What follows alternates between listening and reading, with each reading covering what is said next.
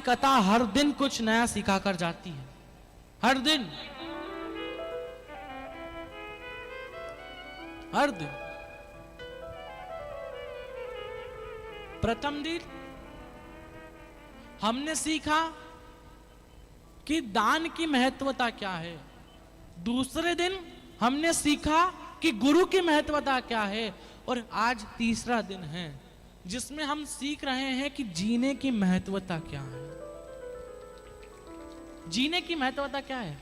और जब ये चीजें जो शिव महापुराण में आज आप सुन रहे हैं, इसको आपने जीवन में उतार ली ना, जिस दिन पता चल गया कि ये जो सब है ना, ये कुछ भी ऊपर नहीं जाने वाला, उस दिन से आप सब चीज की टेंशन करना छोड़ दोगे। जिस दिन पता चल गया कि ये जो सामान जिसके लिए हम मर रहे हैं,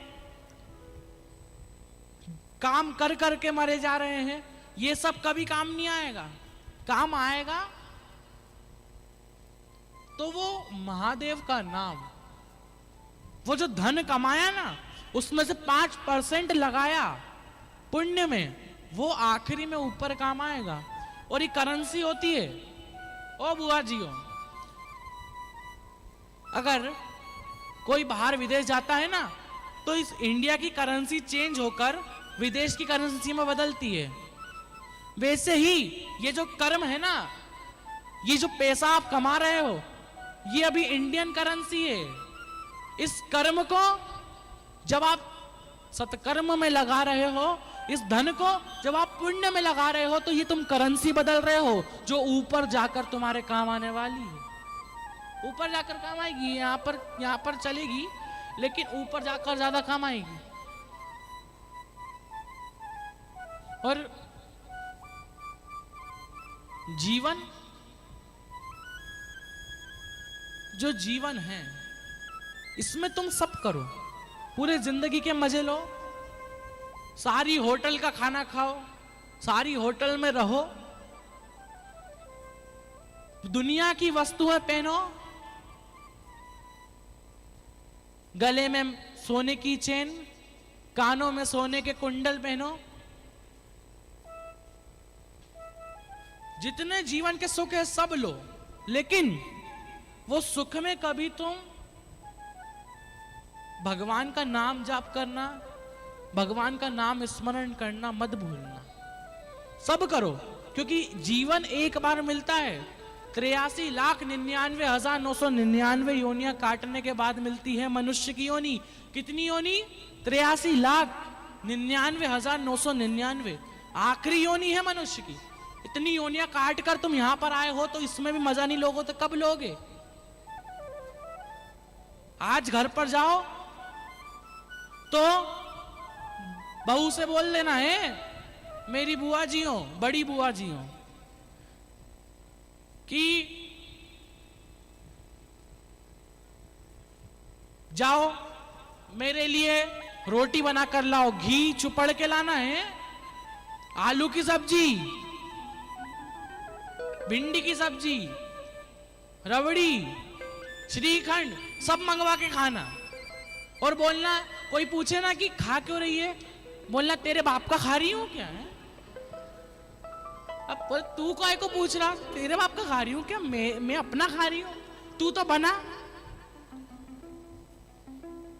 अब जीवन मिला है तो उसमें सब चीज का मजा लो, सब चीज का। लेकिन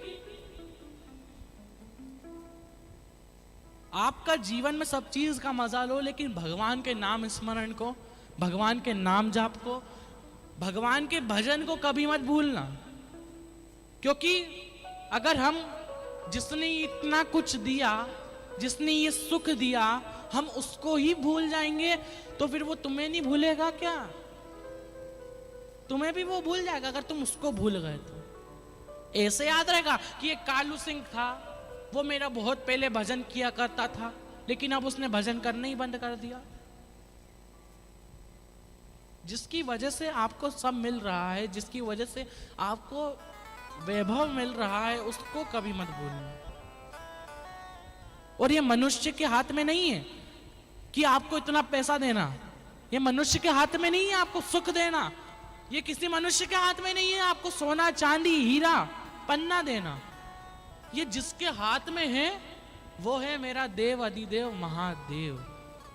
और कभी तुम उसको भूलना मत, क्योंकि वो है ना कि देव देते हैं तो पल्ला झाड़ कर देते हैं, और मेरा महादेव देता है तो छप्पर फाड़ कर देता है, छप्पर फाड़। और वो कितना दे देगा ये तुम्हें भी नहीं पता।